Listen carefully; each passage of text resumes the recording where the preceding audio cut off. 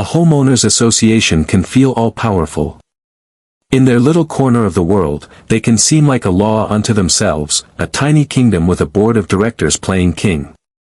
They find a man, and when he didn't bow down, they brought in a bulldozer and flattened his family cabin. They probably felt pretty good about it, thinking they'd crushed a problem resident who dared to challenge them. What that HOA didn't know was that they hadn't just destroyed a building, they had practically signed their own indictment. Because the man whose cabin they turned into a pile of rubble. His entire family works for the federal government. This story goes beyond an illegal demolition, it's the trigger for a massive criminal takedown where the HOA just made themselves the prime target. The story of Maurice Landry and the fall of the Clearwater Springs HOA is a chilling, what-if, scenario. While this specific narrative is a dramatization, and the characters are fictional, it's rooted in the very real and documented abuses of power that have triggered federal investigations into HOA fraud and corruption across the country. It's a look at what happens when petty tyranny collides with the full force of federal law enforcement. Hook. For Maurice Landry, the small cabin on Caddo Lake wasn't just made of wood and nails, it was a cathedral of memories. He'd spent his childhood summers there, learning to fish with his dad off the rickety dock. He brought his own son there, pointing out the same stars his grandfather had shown him. After years of hard work, he'd finally bought the land from his extended family. The place was officially his. It was a modest cabin, just 2 bedrooms with a big, welcoming porch, but to him, it was priceless. That all came crashing down on a Tuesday afternoon. He was driving back from a work trip, humming to the radio, looking forward to the peace of the lake. He turned down the long gravel driveway, and his world just stopped. Where his cabin should have been, there was nothing. Just a brutal scar of dirt, splintered wood, and shattered concrete. In the middle of all that destruction, a single, bright orange sign was staked into the ground. It was a demolition notice, backdated, citing covenant violations and unpaid dues. At the bottom was the name Barbara Wilson, President, Clearwater Springs HOA. Maurice stood there, the car door hanging open, his heart pounding. It was a mix of pure shock and a cold, rising fury. They hadn't just torn down his cabin. They had wiped out his history. Section 1, The Tyranny of Barbara Wilson and the Clearwater Springs HOA. The Clearwater Springs HOA wasn't always a source of dread. For years, it was just a loose committee that handled road maintenance and not much else. That all changed when Barbara Wilson got herself elected president. Barbara was a real estate agent with a portfolio of local rental properties and an attitude that screamed unearned authority. She didn't see the HOA as a community service, she saw it as a tool for power and profit. Her first move: hire a new management company and a team of lawyers to enforce the rules. Suddenly, longtime residents were getting hit with violation notices for things nobody had cared about for decades: the color of a mailbox, the wrong kind of gravel in a driveway, a boat parked a few inches off. The fines were massive, and trying to appeal was a bureaucratic maze designed to make you give up and just pay. Maurice Landry, though, was supposed to be different. His property, according to the original deed his grandfather signed, was explicitly excluded from the HOA's reach. It was a fact he had politely pointed out to Barbara a year earlier when the first notice for a $1,200 annual fee showed up. He'd sent her a certified letter with a copy of his deed and a clear, respectful explanation. He never heard back and figured that was the end of it. But Barbara didn't care about facts, she cared about control. The notices kept coming, each one meaner than the last. Delinquent fees, one read, property subject to enforcement. Maurice called the number, and some smug board member told him, if you want to be part of this community, you follow our rules.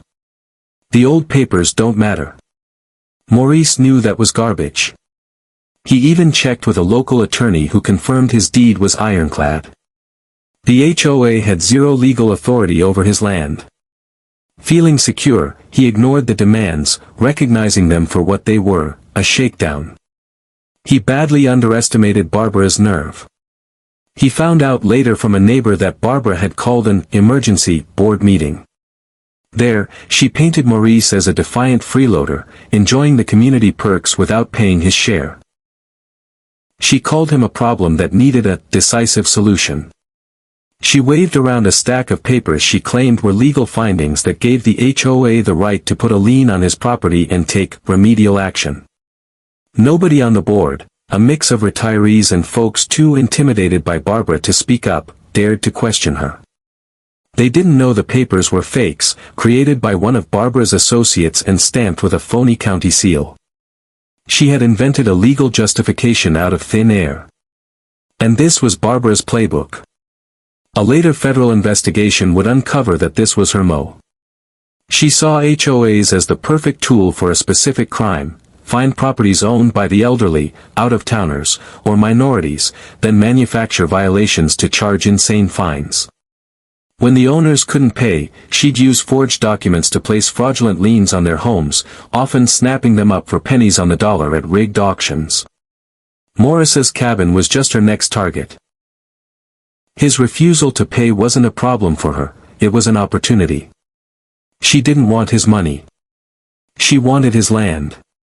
The demolition wasn't a punishment, it was an acquisition. As Maurice stood in the rubble of his family's history, he felt violated. This wasn't a squabble over fees, this was a crime. His hands were shaking, but it wasn't from shock anymore. It was cold, clear rage.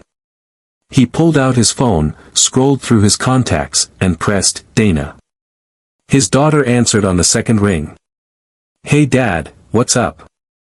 Maurice took a deep breath, the smell of diesel and dust stinging his nose. "Dana," he said, his voice low and steady.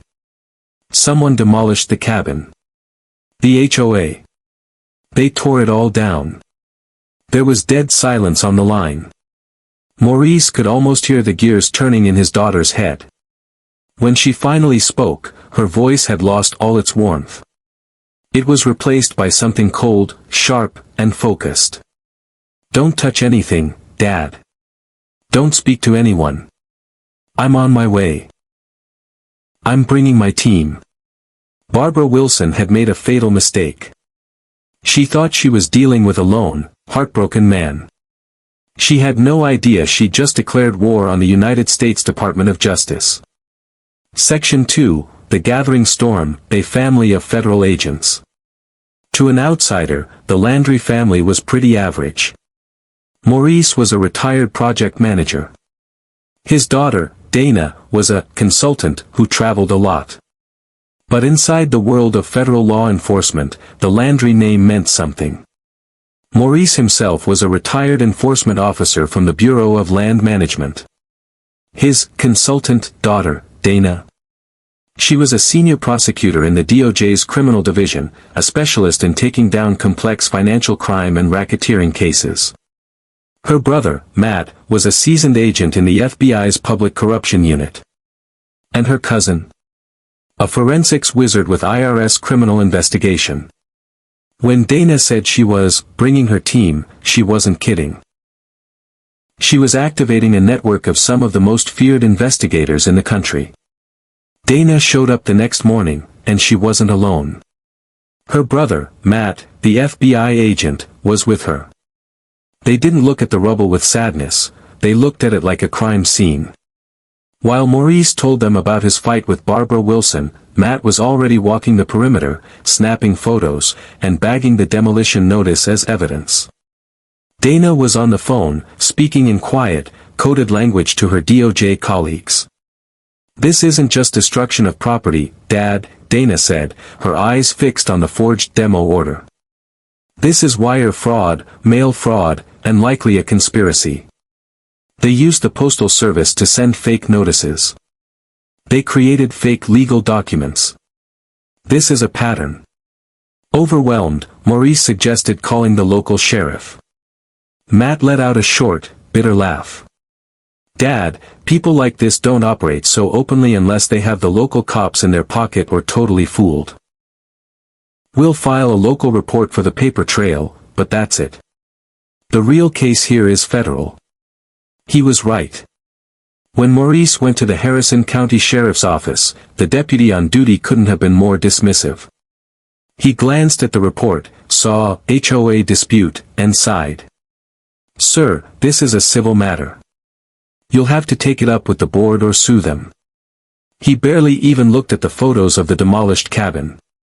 Barbara had done her homework, likely briefing the local police that she was dealing with a delinquent owner and that all her actions were approved.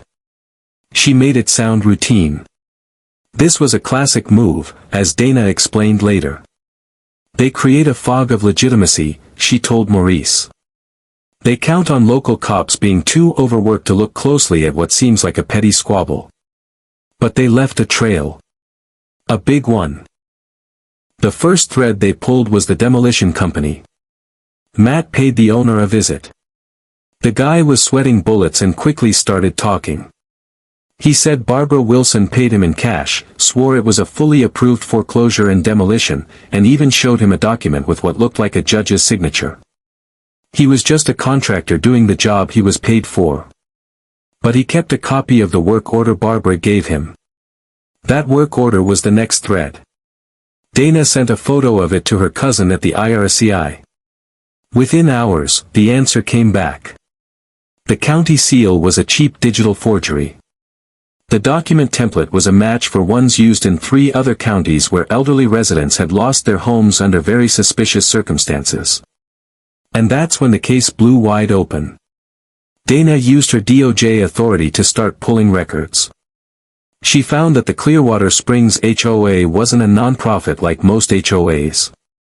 It was registered as a for-profit LLC. While not illegal on its own, here it was a massive red flag. It allowed Barbara and her partners to treat the HOA's money not as community funds, but as corporate revenue. Her cousin at the IRS started tracing that revenue. The crazy fines and fees weren't going into an account for road maintenance. They were being funneled through a series of shell corporations, one of which was a consulting firm owned by Barbara herself. The money was being laundered. The scale of the operation was staggering. This wasn't just one crooked HOA. The investigation, now involving the FBI's Financial Crimes Division, revealed that Barbara Wilson was the head of a multi-state criminal enterprise. She and her crew would get themselves elected to HOA boards, then use the association as a weapon to defraud residents and seize their property. They were running this scam in at least 12 states. The forged documents, the shell companies, the intimidation. It was a repeatable, scalable model of organized crime. While the money trail was being uncovered, Matt focused on the people. He and another agent started quietly interviewing other residents around the lake. At first, everyone was terrified. They saw what happened to Maurice's cabin. But Matt had a way of making people feel safe. He listened. He heard stories of people fined thousands for a garden gnome, of an elderly widow threatened with foreclosure over the color of her front door. He collected dozens of fraudulent violation notices. The stories painted a grim picture of a community held hostage. The turning point came when they found Frank, a retired accountant who was the HOA's treasurer before Barbara took over. He'd been forced out after asking too many questions about the budget, and he had kept copies of the old financial records, showing how the association's funds had been systematically drained. "She called it aggressive fee recovery," Frank told Matt, handing over a ledger. "I called it theft. She told me if I didn't resign, she'd make my life hell. After seeing what she did to Maurice, I believe her." Now they had a whistleblower. They had the money trail. They had the forged documents. And they had a pattern of criminal activity stretching across a dozen states. Dana spread the evidence across the dining room table. "We have enough," she said, her voice filled with grim satisfaction. "This is textbook RICO." Maurice looked at his daughter, the fierce prosecutor. "RICO?" "The Racketeer Influenced and Corrupt Organizations Act," Matt explained. "It was designed to take down the mob. It targets ongoing criminal enterprises. To charge someone under RICO, you have to prove a pattern of racketeering, at least 2 major crimes. Barbara and her friends haven't just committed 2. They've committed hundreds. Bribery, mail fraud, wire fraud, extortion, money laundering. She wasn't just an abusive HOA president. She's a crime boss. Dana tapped a photo of Barbara Wilson. And under RICO, we don't just prosecute her. We get to seize every asset connected to her criminal enterprise. Her company, her houses, her bank accounts, and every property she illegally took. We're going to dismantle her entire empire. She wanted your land, Dad. Instead, she's going to lose everything. Section 3, The Takedown, Judgment Day for a Criminal Enterprise. The takedown was set for a Tuesday morning, for weeks to the day after Maurice found his cabin in ruins. At 6 a.m., teams of FBI agents, RCI investigators, and U.S. Marshals hit targets in 4 different states. The nerve center was Barbara Wilson's sprawling lakefront mansion, a palace paid for with the stolen money of the people she terrorized. She never saw it coming. She was probably still feeling pretty good about making an example of Maurice Landry. She was woken up not by an alarm clock, but by the sound of a battering ram splintering her custom oak doors. FBI agents flooded her home, shouting, "Federal agents, warrant." They found her in her master bedroom, fumbling for her phone. An agent snatched it from her hand while another calmly told her she was under arrest for violating the RICO Act. As she was led out in handcuffs and a silk bathrobe, she saw her neighbors on their lawns, watching in stunned silence. The Queen had been dethroned. At the same time, other teams were raiding her LLC offices, the homes of her top associates, and the management company that helped her run the scam. They seized computers, servers, and boxes of documents. The Financial Crimes Unit had already frozen every bank account tied to the enterprise. In less than an hour, Barbara Wilson's criminal empire was completely paralyzed. The indictment was unsealed later that day, and it read like a gangster movie script. It detailed a massive conspiracy involving elder abuse, forgery, and a fraudulent scheme to illegally seize property. Barbara Wilson and 6 of her lieutenants were named as the primary defendants. The news went viral. HOA president arrested in multi-state racketeering scheme, one headline blared. Federal agents bust massive HOA fraud ring, read another. For Maurice, watching the news was surreal. He saw Barbara Wilson's mugshot, her face pale and stripped of its usual arrogant smirk. He felt a sense of justice, but it was mixed with the loss that started it all. The cabin was still gone. But Dana told him this was about more than just arrests, it was about restitution. The RICO case allowed the government to seize and sell off all the criminals' ill-gotten gains to repay the victims. Federal prosecutors set up a temporary office in a local community center. They held town hall meetings, and hundreds of people came forward, bringing their stories and their phony fine notices. People who had been too scared to say a word were now lining up to give testimony. The fear Barbara had built for years evaporated overnight. The legal battle was long, but the evidence was overwhelming. Facing a mountain of financial records, forged documents, and testimony from dozens of witnesses, including her own people who flipped for lighter sentences, Barbara's defense crumbled. She and her inner circle were convicted on multiple counts of racketeering, wire fraud, and money laundering. Barbara Wilson, the woman who illegally destroyed a man's home, was sentenced to 20 years in federal prison. She was also ordered to pay millions in restitution. CTA, Call to Action. The story of Maurice Landry is a dramatic illustration of a problem that's all too real. While not every case of HOA overreach involves a multi-state criminal enterprise, those feelings of being powerless and treated unjustly are incredibly common. Remember, this narrative was fictionalized, but it's based on the patterns seen in real investigations into HOA fraud and abuse. If you've ever felt targeted by your HOA, or if you think they're acting illegally, you have to know your rights. Document everything. Get legal advice. And know that there are laws designed to protect homeowners. If this story resonated with you, consider subscribing for more deep dives into abuses of power and the fight for justice. And share your own experiences in the comments. You never know who you might help by speaking up. Conclusion. A year later, Maurice Landry stood on his property by the lake. The land was no longer a scar. With the first round of restitution money, he'd hired a crew, and a new cabin was taking shape. It was a little bigger than the old one, with a porch that wrapped all the way around, just like he'd always wanted. His daughter Dana stood beside him, holding a framed newspaper clipping, HOA crime boss gets 20 years. Millions to be returned to victims. She thought she was untouchable, Maurice said quietly, watching the sun on the water. She thought the law was whatever she said it was. A lot of bullies think that, Dana replied. They get so used to people being afraid, they forget there are bigger forces out there. The law is one of them.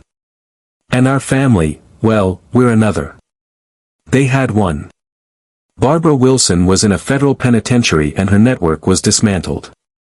The families who had lost their homes were getting their properties back or receiving compensation. The Clearwater Springs HOA was dissolved and completely restructured under court supervision, with a new board elected by the very residents it was supposed to serve. Maurice had lost a structure of wood and nails, but in its place, something stronger had been built. He had unintentionally sparked a movement that brought down a corrupt system and delivered justice to hundreds. He looked at the new frame of his cabin, a silhouette against the setting sun. It was more than just a house. It was a monument to the fact that no one is above the law. And sometimes, when tyrants push too far, they don't just awaken a victim. They awaken an army.